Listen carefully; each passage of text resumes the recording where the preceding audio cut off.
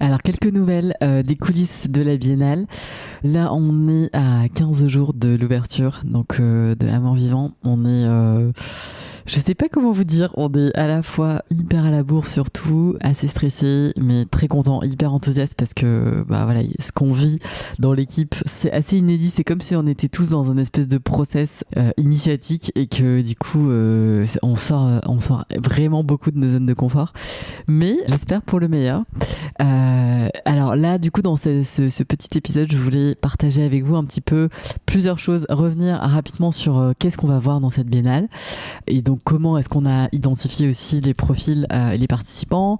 Rappeler que donc la biennale n'est ni un salon, ni une foire, ni une galerie, pas non plus un musée. En fait, c'est vraiment un format un peu hybride et inédit qui n'existe pas vraiment jusqu'à présent parce que c'est comme si c'était une association d'intérêt général portée par la société civile qui se disait bon bah voilà, nous on a aussi envie de montrer à voir une expo qu'on aurait aimé voir en tant que visiteur, en tant que parisien, en tant que citoyen. Donc c'est vraiment le fruit d'une mobilisation d'un élan de cœur qu'on a eu et que voilà qui s'exprime aujourd'hui à travers cette biennale. Donc nous on n'est pas des professionnels de l'événementiel.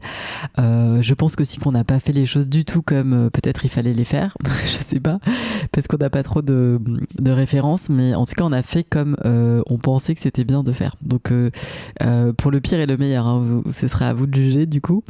Mais enfin un point aussi quand même qui est vachement important, c'est que rien n'est à vendre. Du coup, la manière dont on a pensé cette biennale, c'est bien de pouvoir être complètement indépendant. On est indépendant parce que donc on est une asso d'intérêt général financée 100% grâce à la générosité de mécènes et de donateurs. Et on vous remercie d'ailleurs beaucoup pour les dons que vous faites. On a voulu laisser évidemment l'entrée gratuite parce que pour nous c'est important d'avoir de participer en fait à maintenir cet accès universel à la culture, aussi parce qu'en fait ce voyage au pays des solutions, on a envie que le plus de monde possible puisse le voir. Alors, voilà, évidemment on s'est dit que c'était aussi possible de faire une billetterie à 1 € symbolique. Enfin il y avait tout un tas d'idées un peu qui nous sont venues, mais on s'est dit que c'était pas vraiment nos postures. On a plutôt envie de vous dire que bah voilà, c'est le principe, c'est que c'est gratuit. Si vous avez envie de donner pour participer du coup à cet élan, pour nous aider aussi à boucler le budget parce qu'il nous manque aujourd'hui de l'argent pour que tout le monde puisse être payé à la juste valeur de son travail. Ça c'est hyper important et ça c'est la meilleure, c'est vraiment le meilleur moyen de nous aider. Donc ça c'est sûr qu'on est énormément en gratitude pour toutes celles et ceux qui font des dons quand ils réservent leur billet. Donc merci beaucoup, vraiment. Et ce qui veut dire que rien n'est à vendre dans cette biennale et que les participants qu'on a sélectionnés n'ont pas payé pour être exposés. Ce qui est rarement le cas en fait dans les expositions qu'on voit d'habitude, bien évidemment au-delà des musées, etc. Mais souvent dans les salons ou des choses comme ça, c'est voilà, on loue un stand et puis après on propose son travail et tout ça. L'idée de la biennale, c'est justement de pouvoir permettre à des personnes qui aujourd'hui déjà galèrent énormément, ont fait déjà des travaux et des investissements souvent personnels énormes pour financer le travail de leur recherche en fait, enfin toute la recherche et les protos, etc. Alors il y a certaines aides, mais c'est pas toujours évident, surtout dans le design, d'être soutenu de manière un peu conséquente quand on fait de la recherche encore plus, parce qu'en fait il faut tester pas mal de fois et échouer pas mal de fois avant qu'il y ait un truc qui marche. Donc bref, tout ça augmente les coûts et l'idée c'était de pouvoir ne pas uniquement voir dans la scène culturelle française en fait des personnes qui ont réussi entre guillemets. C'était prendre une photo à un temps T de toutes les solutions qui sont vraiment en dormance, celles qui aujourd'hui ont commencé à éclore et puis celles qui continuent à juste émerger finalement et qui, on l'espère, vont pouvoir se déployer. Et en fait c'est marrant parce que là on a eu pas mal d'interviews en amont de la biennale où on nous demande, on me dit oui mais alors du coup ça s'adresse à qui, c'est pourquoi, donc nous finalement on répond tout simplement c'est pour tout le monde, à la fois sensibiliser finalement les prescripteurs, les architectes d'intérieur, les décorateurs, enfin en fait les personnes qui vont prescrire et mettre en œuvre potentiellement, collaborer avec ces nouveaux matériaux, avec ces nouvelles postures aussi face à la création, face à la mobilisation de matière. mais aussi sensibiliser et émerveiller le grand public, et donc forcément la demande quelque part, parce que c'est les deux leviers qui doivent être sollicités et titillés quelque part un peu en même temps, parce que du coup si on n'a pas le désir de ces choses-là, parce qu'en fait on ignore leur potentiel de beauté, c'est compliqué après de pouvoir avoir envie de choisir un archi, un déco ou des personnes qui aujourd'hui savent mettre en œuvre ces matériaux, connaissent cette nouvelle garde et ont envie de sortir un peu des sentiers battus pour justement faire des projets qui intègrent un petit peu tout ça, malgré aussi les risques parfois que ça comporte, parce que il n'y a pas toujours le recul, il y a une petite prise de risque parfois, parce que on sait pas encore exactement dans 10 ans, dans 15 ans comment le matériau va évoluer, mais voilà, il y a des personnes qui, parce que aujourd'hui c'est ça qui les mobilise, ont envie de prendre ce risque-là.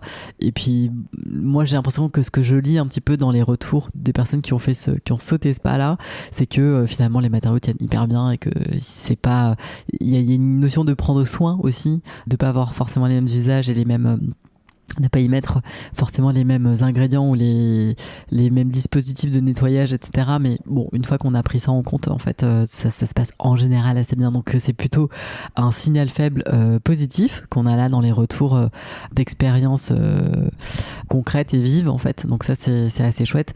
On n'a pas encore assez de recul pour documenter tout ça, mais c'est ce qui se profile. Donc on trouve ça plutôt cool.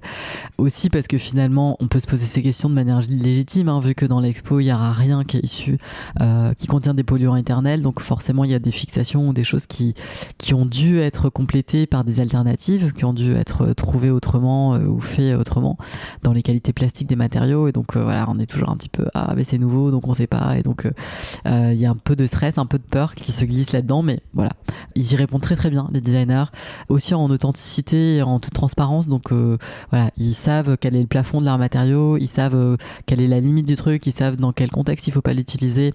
Et tout ça, voilà, ça sera partagé. Si vous avez des questions supplémentaires, enfin, à l'issue de la découverte de certains process ou matériaux, ben voilà, évidemment, ils seront là pour vous répondre, et vous aurez toutes leurs coordonnées, parce que l'idée c'est ça, c'est de diffuser en fait leur profil. Donc vous aurez leur compte Instagram, vous aurez leurs coordonnées. Si vous avez envie de collaborer avec eux, ben en fait, vous prenez votre téléphone et vous les appelez. Enfin voilà, nous on n'est pas du tout un agent, on va pas mettre en relation après. C'est pas ça notre boulot.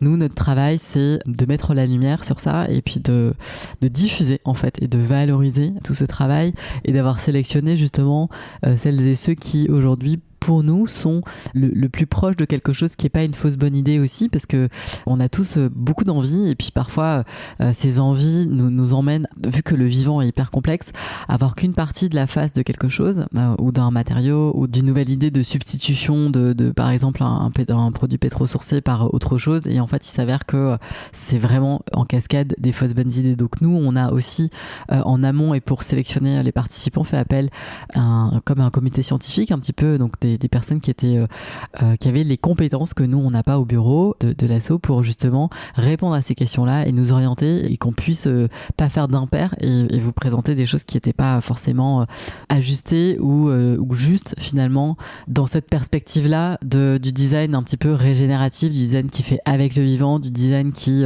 essaie en tout cas de diminuer au maximum ses impacts négatifs sur la planète, et voilà, même par rapport à la localité, par rapport à la consommation d'énergie, par rapport à l'exploitation aussi, ou à l'extraction de certains matériaux. Tout ça, c'est des trucs qui sont à chaque fois à prendre avec beaucoup de recul, de pincettes, des équilibres en fait. Il n'y a pas de truc magique. Et ça, on l'a bien compris quand on a fait toute cette sélection. Donc vous allez découvrir à peu près une trentaine de participants, avec donc d'un côté ce qu'on a rassemblé autour de ce thème des nouveaux matériaux, enfin des innovations matériaux, et un autre thème sur les nouveaux imaginaires. Donc voilà, ça on est trop content. Il y aura un café, donc une cafétéria qui sera ouverte pendant toute la durée de la biennale de 11h à 19h, qui est exploitée par le restaurant 42 degrés, qu'on aime beaucoup. Et donc là, ce sera l'occasion pour vous de venir prendre aussi un moment, enfin voilà, c'est un endroit déjà qui est extraordinaire parce qu'on a une vue sensationnelle, on est entre ciel et terre, c'est pas un lieu dans lequel on peut rentrer d'habitude, et donc forcément c'est un lieu dans lequel on a envie de rester.